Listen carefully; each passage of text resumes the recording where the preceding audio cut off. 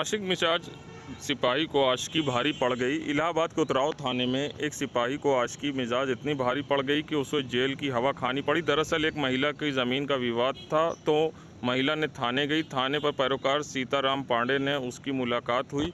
उसने महिला का नंबर ले लिया और उसे व्हाट्सएप ऐप पर लगातार मैसेज भेजने लगा। कभी अश्लील वीडियो भेजते तो कभी गंदे मैसेज भेजते। पहले तो महिला ने इग्नोर किया, लेकिन ये सिलसिला जब जारी रहा तो पीड़ित महिला ने अपनी शिकायत अफसरों तक भेजी, जिसके बाद उतराव थाने में सिपाही के खिलाफ मुकदमा दर्ज कर लिया और उसे थाने की पुलिस ने सिपाही को गिरफ्तार करके जेल भेज दिया। अभी मैंने इंस्पेक्टर से जानकारी ली तो उससे पता चला कि एक प्रकरण था, उसका पैरवी करते थे दीवान जी और नंबर उनके पास था। तो उनके बताने के हिसाब से तो गलती से चला गया है, लेकिन क्योंकि शिकायत हुई तो शिकायत पर डीआई सर ने जो है सख्त रुख अपनाते हुए इनके विरुद्ध जो है कानूनी कार्रवाई करके और इनको दंडात्मक रुख अपनाते हुए इनको मुकदमा लिख करके भेजा गया है और न्यायालय में पेश करके उनके विरुद्ध कार्रवाई की जाएगी। निलंबन की भी कार्रवाई की जाएगी। मुकदमा जब लिख गया तो निलंबन ये सब कार्रवाई तो जो विभागीय होती है सब कार्रवाइयाँ उसमें की जाएंगी। महिला के संपर्क में किस तरीके से, कैसे नंबर इनको क्या मिला, कैसे मिला? वो जो महिला है उसकी लड़की का जो है मुकदमा था 376 वगैरह का, जिसमें ये थाने से पैरवी में जाते थे। तो चूँकि जब गवाहों को बुलाने और उसके सब के लिए नंबर्स रहते हैं पैरोकार के पास, तो इनके पास नंबर फीड था। इनका कहना था कि वो भेजना कहीं था, चला गया कहीं, इस टाइप की बातें बता रहे थे। तो कहें कि वो गलती से चला गया था, लेकिन क्योंकि उस पर आपत्ति उठी तो आपत्ति चूँकि जब भेजा गया है तो सही पाया गया। इस पर वरिष्ठ अधिकारीगण जो हमारे डीआई सर हैं उन्होंने सख्त रुख अपनाया कि अनुशासित कोर्स में इस तरह की हरकत बर्दाश्त नहीं की जाएगी, तो लिहाजा के विरुद्ध कानूनी कार्रवाई की जाएगी। बिल्कुल। करैली और धूमनगंज पुलिस को मिली बड़ी कामयाबी। पुलिस ने जुआ संचालक समेत 6 लोग को गिरफ्तार किया है। इनके पास एक तमंचा, कारतूस, 14 बम और 20,000 रुपये नकद बरामद किए हैं। पुलिस की माने तो टेंट लगाकर रात को आरोपी जुआ खेल रहे थे। एसपी क्राइम आशुतोष मिश्रा ने बताया कि चकिया निवासी लीडर इस्माइल को करैली पुलिस ने शनिवार रात तमंचे के साथ गिरफ्तार किया। उस पर आरोप है कि वह इलाके में संचालित जुआ करता था और साथ ही वर्चुअल खिलाता था। तो दूसरी ओर धूमनगंज पुलिस के झलवा में छापेमारी करके आयुष ओझा, पवन पांडे, रत्नेश सिंह, विजय कुमार और नशरत को गिरफ्तार किया गया। पुलिस की माने तो रात में ये पेट्रोमैक्स जलाकर जुआ खेल रहे थे। आरोपियों में कुछ लड़के रेकी के लिए लगाए थे। पुलिस की दबिश या किसी संदिग्ध के आने पर उन्हें निर्देश था कि वे वहां बम फोड़कर दहशत फैला दें। पकड़े गए एक आरोपी ने मीडिया को बताया कि उसे रेकी करने के लिए रोज 300 रुपये मिलता था। ये धूमनगंज और करेली दो क्षेत्र में जुआ की शिकायत मिल रही थी काफ़ी दिनों से। धूमनगंज क्षेत्र से ये झलवा के पास में खुले में इन लोगों ने अपना एक टेंट लगा करके और उसमें रोशनी करके वहाँ पे जुआ खेलते हुए पकड़े गए हैं, जिसमें हमारी नार्को टीम और धूमनगंज की पुलिस थी। इसमें 5 लड़के पकड़े गए। इनके पास से पैसे बरामद हुए और जुए के जो इनके ताश वगैरह ये सब चीज़ें बरामद हुई हैं। इनके पास बम वगैरह भी मिला। क्योंकि ये खुले में थे, अगर कोई जाता तो वहाँ पे मारने के भी उसमें थे। और कुछ लड़के जो भागे हो गए उनको पुलिस चेक करके देखेगी, पूछताछ करके कुछ नाम आए हैं प्रकाश में। और दूसरा एक गैंग है जो करेली में पकड़ा गया है, उसमें ये लोग की सूचना पे जब पहुंचे तो ये लोग वहाँ से जा चुके थे। तो एक आदमी उससे बरामद है जिसके पास से असलाह बरामद हुआ है और उसको जेल भेजा जा रहा है। तो 2 टीमें हैं जो ये सब जनपद में जगह जगह पे जुआ सट्टा खिलाने का काम करते हैं। तो इनके विरुद्ध जो है एक अभियान छेड़ करके इन पे कार्रवाई की जा रही है। सर, इसमें क्या कोई वर्चुअल जुए में इसमें कुछ ऐसा हो रहा था? हाँ, नहीं, जो वर्चुअल जुआ का बात आपने किया, जो करेली से पकड़े गए वो लोग इसी टाइप का जुआ खेल रहे हैं, जिसमें इनके पास मोबाइल से जुआ खिला करके और उसमें पैसे कमाने की बात कर रहे हैं। तो उसमें ये पकड़ा गया। संगम नगरी प्रयागराज में खाते से पैसे उड़ाने वाले 3 लोग गए धराए। एसओजी साइबर सेल और क्राइम ब्रांच अब इसमें जांच में लगी है।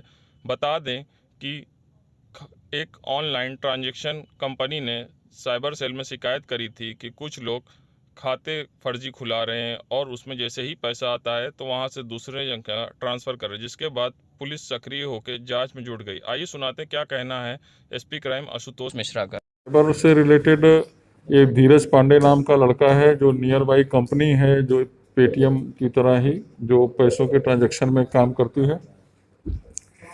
ये इसकी रिपोर्टिंग के आधार पे कि ये लोग जो है धीरज पांडे लोगों के खाते खुलवाता है और जो साइबर क्राइम कर रहे हैं जो जामताड़ा और वेस्ट बंगाल, तो इन लोगों के नंबर्स उस खाते में रहते हैं। तो इस नंबर के साथ जो है जब आदमी पैसा उसमें जाता है तो वो जो साइबर क्राइम वाले लोग हैं तुरंत पैसा निकाल करके अपने संबंधित खातों में डाल देते हैं और इस तरह का जो खाता खुलवाते हैं उनको 1,500 रुपये पर मंथ देने का लालच दे करके इस तरह से अपराध करता है। इसके ग्रुप में 3 लोगों का नाम प्रकाश में आया है, धीरज पांडे है, विकास है और शुभम। और ये इसके जो लैपटॉप और जो इसका बैग मिला है उसमें से करीब 80-85 हज़ार या 89 हज़ार रुपये इस तरह का बरामद हुआ है। 5 लाख रुपए के आसपास इसके खातों में हैं। इसके 15-20 खाते हैं बैंक के और इसके पास तमाम फर्जी आईडी मिली है और इसकी मेल आईडी तमाम है और इसके लिंक जो है नागालैंड और देवरिया में भी जो इन लोगों के खातों से पैसों का लेन देन की बात प्रकाश में आई है। पुलिस हमारी जो क्राइम ब्रांच और करेली पुलिस इसमें लगी हुई है जो पूछताछ करके और इसको डेवलप करेगी और इनको जेल भेजा जाएगा। सर ये खाता खुलवाते हैं इसको कितना फायदा होता है? अभी तक कितने खाते खुलवाए हैं? ये करीब 200 खाते खुलवा चुका है और 30-35 खाते इसने यहाँ भी खुलवाए हैं जो प्रयागराज में, और 2 लोगों को इनको पकड़ा गया था जो इसके साथ थे जिनका खाता खुलवाने ले जा रहा था। एक लड़का फूलपुर का था और एक यहीं पे ड्राइवर है, वो सब भी हैं, उनसे भी बातचीत की जा रही है। संगम नगरी प्रयागराज में डिप्टी सीएम केशव प्रसाद मौर्य ने अखिलेश यादव पर निशाना साधा है। डिप्टी सीएम ने अखिलेश यादव को राम मंदिर का विरोध करने वाला नेता बताते हुए कहा कि अखिलेश यादव उस परिवार से आते हैं जिसकी सत्ता रहते निहत्थे राम भक्तों पर गोलियां चलाई गई। समाजवादी पार्टी के सरकार के रहते अयोध्या में खून की होली खेली गई, इसीलिए अखिलेश यादव को राम मंदिर मुद्दे पर बोलने का नैतिक कोई अधिकार नहीं है। डिप्टी सीएम ने कहा कि अयोध्या में भव्य मंदिर का निर्माण हो रहा है, इसलिए अखिलेश यादव हो, राहुल गांधी या फिर प्रियंका वाड्रा को सभी को राम मंदिर विरोधी नेताओं को दर्द हो रहा है। डिप्टी सीएम ने कहा कि ये भी सभी नेता राम मंदिर निर्माण में बाधा डालने की कोशिश कर रहे हैं। वहीं आम आदमी पार्टी को लेकर डिप्टी सीएम ने कहा कि ये पार्टी यूपी में कहीं दिखाई नहीं देती है। बीजेपी राम मंदिर को लेकर के सत्ता में आई थी, अब वो राम मंदिर कर रहे हैं। श्री अखिलेश यादव जी उस परिवार से आते हैं जिस परिवार की सत्ता रहते हुए निहत्थे राम भक्तों पर गोली चलाई गई, अयोध्या में खून की होली खेली गई और श्री अखिलेश यादव जी को नैतिक अधिकार नहीं है इस पर कुछ बोलने का। और श्री राम जन्मभूमि पर भव्य मंदिर बन रहा है, इससे श्री अखिलेश जी हों, श्री राहुल गांधी जी हों, श्रीमती प्रियंका वाड्रा जी हों या जो राम मंदिर विरोधी नेता हैं उनको बहुत दर्द हो रहा है, इसलिए वो मंदिर निर्माण में बाधा डालने की कोशिश कर रहे हैं। धन्यवाद। आम आदमी पार्टी लगातार राम मंदिर ट्रस्ट को लेकर के ये पार्टी तो मुझे कहीं दिखाई नहीं देती। संगम नगरी प्रयागराज में गंगा दशहरे पर पुण्य की डुबकी लगाने के लिए आधी रात से ही गंगा तटों पर श्रद्धालुओं का हुजूम दिखने लगा। वहीं प्रयागराज प्रशासन ने इसकी पूरी तैयारी कर रखी थी। यहाँ लोगों ने गंगा स्नान पर पूजा। मान्यता यह है कि दशहरे के दिन राजा भागीरथी गंगा को स्वर्ग पर धरती पर लाए थे। इस दिन गंगा के स्नान से पुण्य मिलता है। आपको बता दें कि हर साल ज्येष्ठ महीने शुक्ल पक्ष में आने वाली 10 मई को गंगा दशहरा मनाया जाता है। इस दौरान गंगा घाटों पर हर साल लाखों की श्रद्धालु की डुबकी लगाते हैं। प्रयागराज के संगम तट पर भी सुबह से भक्तों का भीड़ घाटों पर देखा जा सका। इसके अलावा किला घाट पर भी स्नान के लिए संख्या में श्रद्धालु गंगा घाटों पर पहुंच रहे। गंगा स्नान को लेकर गुरुवार से संगम तट पर श्रद्धालु पहुंचने लगे थे। बता दें गंगा पूजन के बाद स्नान किया गया। हजारों की संख्या में श्रद्धालुओं डुबकी लगाई। शहरी इलाके के बजाय ग्रामीण इलाके भीड़ आई। ट्रैक्टर अलावा पैदल साइकिल दूर वाहनों से संगम तट पर पहुंचे और सैलाब सा नजर आया। उधर गंगा मां की पृथ्वी पर आने पर पर्व गंगा दशहरा पर संगम नगरी प्रयागराज में श्रद्धालु आस्था की डुबकी लगा रहे थे। दूर दूर से श्रद्धालु आकर संगम में स्नान कर पुण्य दान कर रहे थे। इस दिन गंगा में स्नान करने की मान्यता ये है कि अनजाने में किए गए पापों को इंसान मुक्ति मिल जाती है।